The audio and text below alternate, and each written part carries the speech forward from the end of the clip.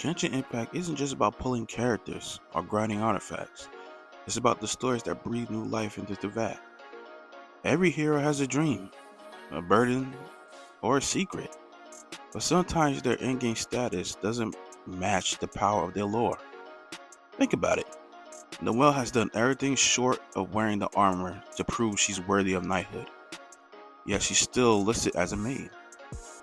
Bennett is officially a 4-star adventurer, but after his role in the recent summer event, fans everywhere are calling him a 5-star in spirit. And they're not alone. Across Mondstadt, Liyue, Inazuma, Sumeru, and Fontaine, we see characters whose journeys outshine their roles they're boxed into. Star ratings and titles might be fixed, but their stories keep growing. That's one of the reasons Genshin is so immersive. It rewards players not only with combat or loot, but narratives that challenge expectations. Who would have guessed that Fischl's princess roleplay hides real maturity? Or Farina, once seen as an over-top comic relief, will become one of the Fontaine's most tragic human characters. So in today's video, we'll explore the gap between gameplay and lore. We'll break down Noelle's patient struggle for recognition, Bennett's rise from misfortune to fan favorite, and to touch on others like Farina, Nahida, Fischl, Razor, and Singcho, characters who prove that growth can't always be measured in numbers. Stick with me, because by the end, you might agree, some of Genshin's brightest stars aren't the ones the game labels as 5 stars. Noelle embodies the word dedication to a T. She's officially the maid of the Knights of Pavonius, handling cleaning and errands. But that's only in her title. In reality, she has studied the knightly code and trained relentlessly, hoping to someday join the Knights for real. Her lore makes it clear she isn't just a dreamer. She has fought enemies far above her rank, battled Heliotrope tribes, and even challenged lowly trails and survived. There's even a scene where she casually breaks a blade with her grip, a subtle but very efficient reminder that her strength is far from ordinary. And yet, despite her power, she remains humble. Noelle embodies Mondstadt's values of service and loyalty. Jean, the acting Grandmaster, admires her but withholds the knighthood, worried Noelle lacks worldly experience to carry the burdens of command. This dynamic is very, very bittersweet. The respect is there, but not the recognition. That's what makes her so compelling. Noelle's dream isn't instant gratification, it's a test of patience and perseverance. She knows she's capable, but she refuses shortcuts. She wants to earn the title to prove her worth through time, effort, and service. Her compassion shines as brightly as her claymore. She helps travelers listen to the problems of ordinary citizens and never once, not once, complains about the endless work she takes on, which is a lot. Her most famous line is, "You can lead absolutely anything to me," which isn't an empty phrase. It's her worldview.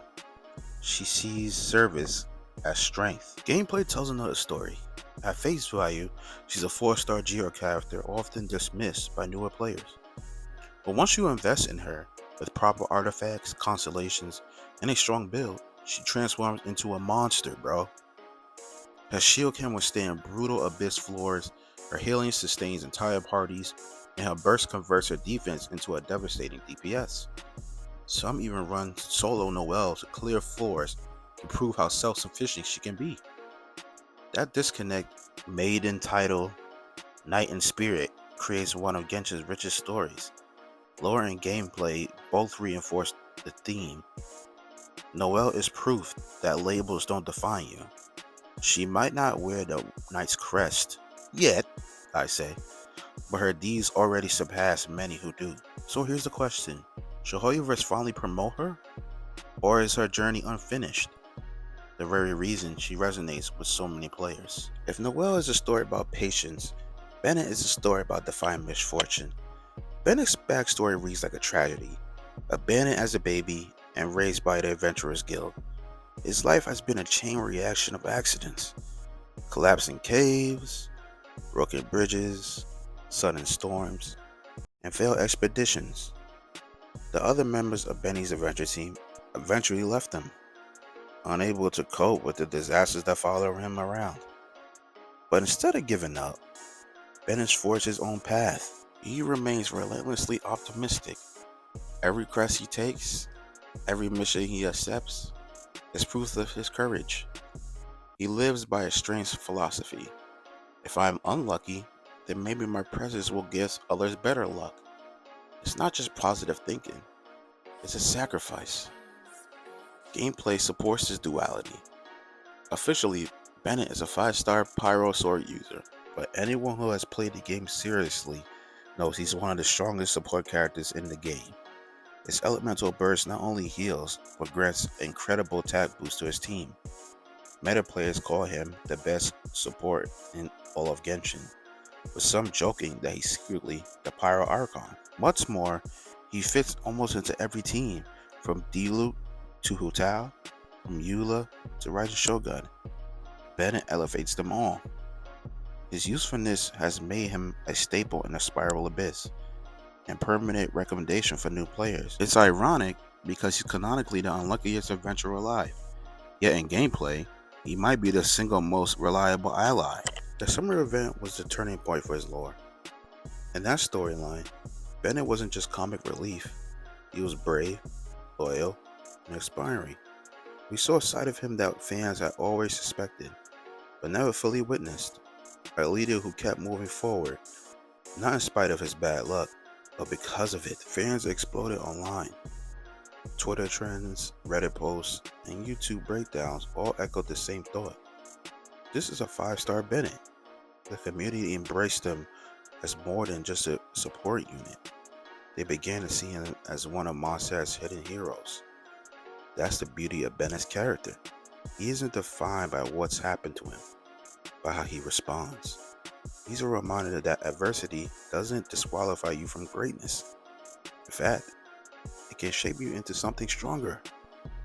So let me ask you, if Hoyoverse suddenly re-released Bennett as a 5-star, would you pull again? Or do you believe his underdog label is what makes him beloved in the first place? Noelle and Bennett are standout cases, but Genshin is filled with others whose arcs outshine their star ratings. Take Farina. When she first appeared, Fontaine's Hydra Archon seemed like a theoretical diva.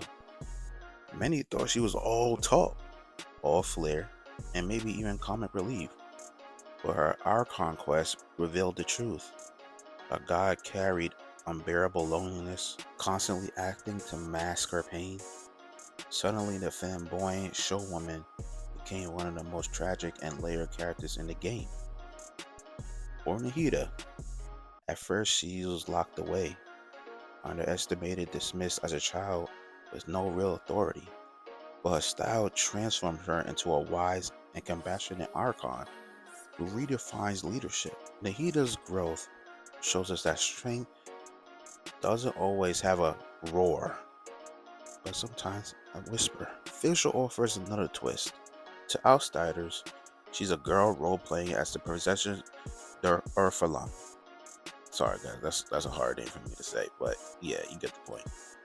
But her quest peels away back the layers, revealing loneliness, courage, and maturity. Her fantasy isn't a delusion, it's armor. Razor is equally compelling. A boy raised by wolves, cut off from human society, could easily have been a flat stereotype character. Instead, his arc shows him balancing instincts and humanity, becoming a protector of both his wolf family and Mondstadt itself. And Sing Cho. To casual players, he looks like a mischievous prankster, but lore shows he carries the weight of his family's expectations while secretly training in martial arts to defend the weak. His humor hides responsibility. Each of these characters proves a point. Rarity is just a number. The real power of Genshin lies in its ability to surprise us with hidden depth. So what does all this mean?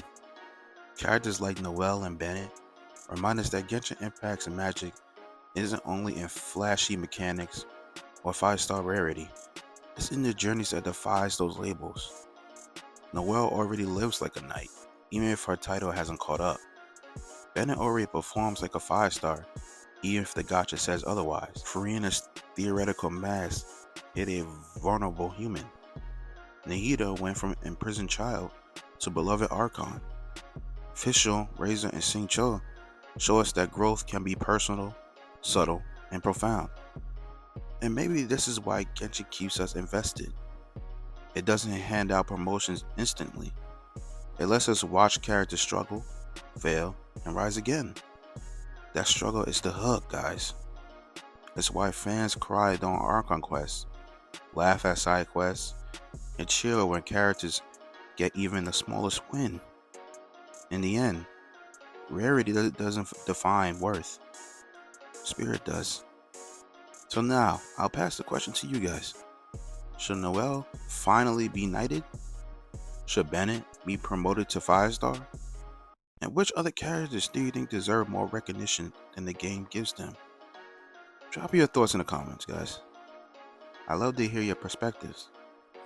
And if you enjoyed this deep dive, don't forget to like, subscribe, and ring that bell for more explorations of the world of Teyvat. Thanks for watching. Peace.